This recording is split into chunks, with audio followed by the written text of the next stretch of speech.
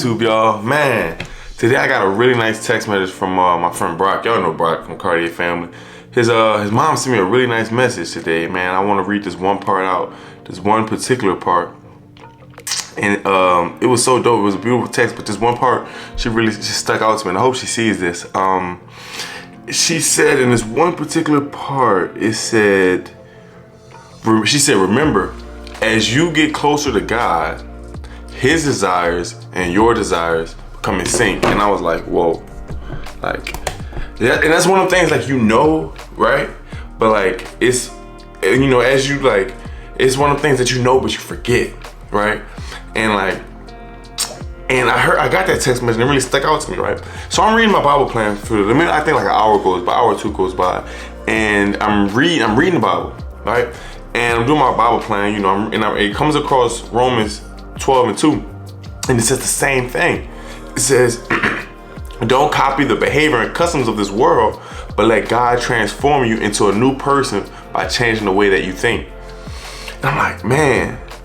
And I'm like, man, I'm gonna talk about this in my video today. I'm gonna talk about that same thing, right? And I just got done doing my prayer time, right? I'm praying and meditating, and I thought about that scripture, but I also thought about what Brock's mom had texted me earlier today, and then I made the connection, the two, like, wow, this is the same thing. Because I hadn't made the connection between the scripture and the text message.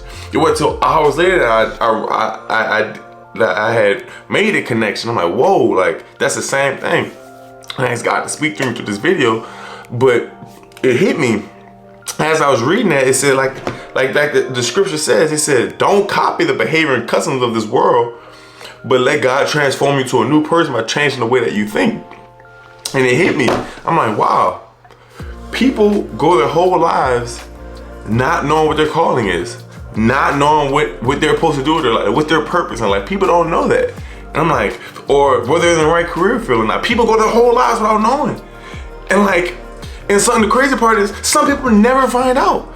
And I think that's what leads to, I knew a coach, man. I knew a coach coaching high school football, and like his team was great. He was doing great things at the school he was at. He was like doing things no coach has done in the school history. And he quit, right? He quit like mid to like him doing well. And like some people thought he was having like a midlife crisis, and truly he wasn't pleased with his position. He wanted to change fields. And I see that a lot. Where people have midlife crisis, right? People be like, people will be doing something for 20, 10, 15, some odd years and realize like they no longer want to do what they're doing, or they feel like they're out of what they should be doing, or they're living with regret, right? They're living with a regret because they're doing something outside what they felt their dream is, right? Their dream is, and they feel like they're too old to accomplish it, or it's too late to do it, right?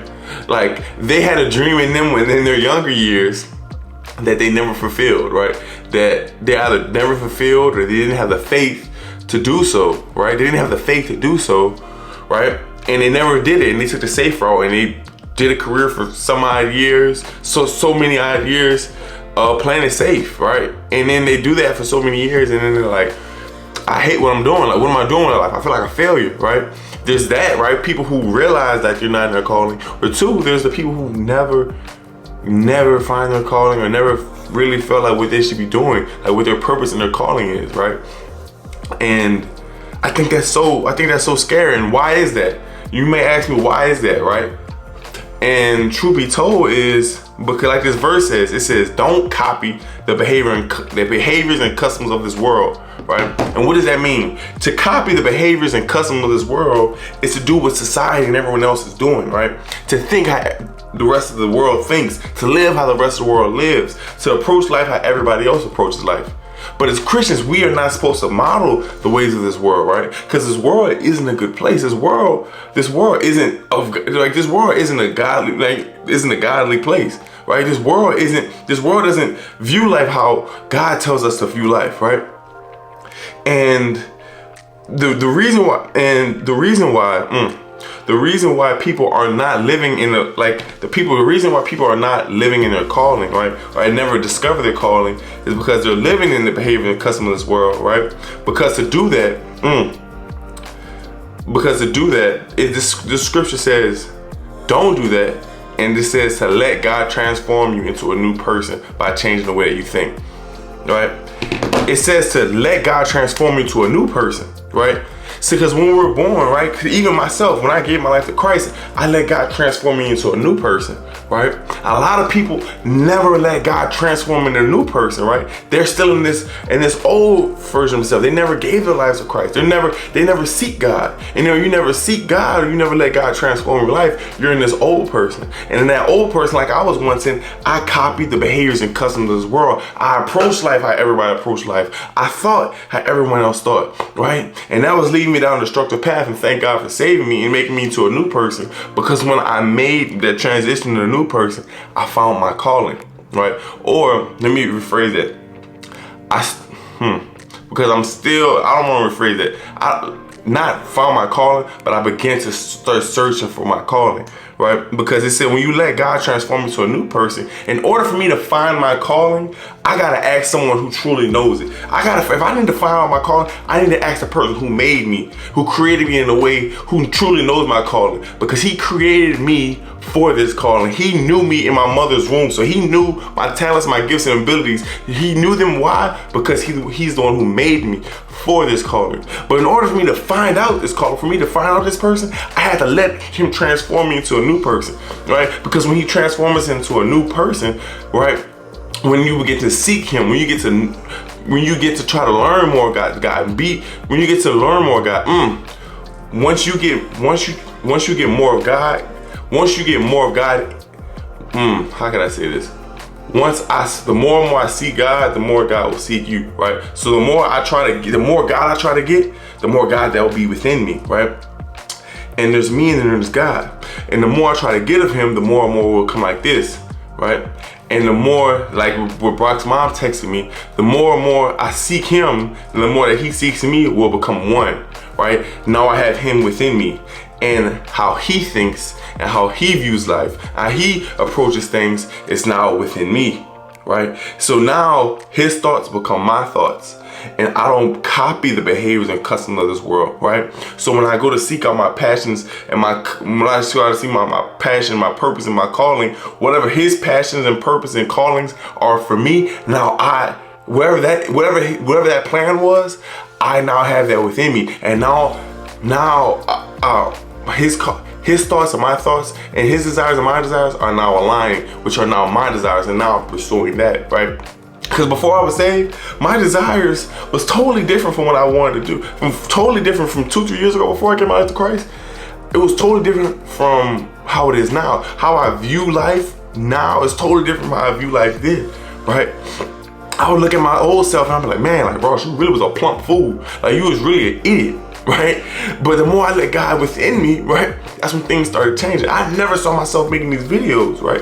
I never saw myself on YouTube. I never saw myself doing a bunch of things that I'm doing now. I work in the church part-time. I would have never saw myself doing that. And I'm enjoying doing these things because the more that I've let God transform me, I'm starting to realize like more with the giftings and abilities that he had for me, right? And that's only because I went to seek him, right? So I'm truly living my calling.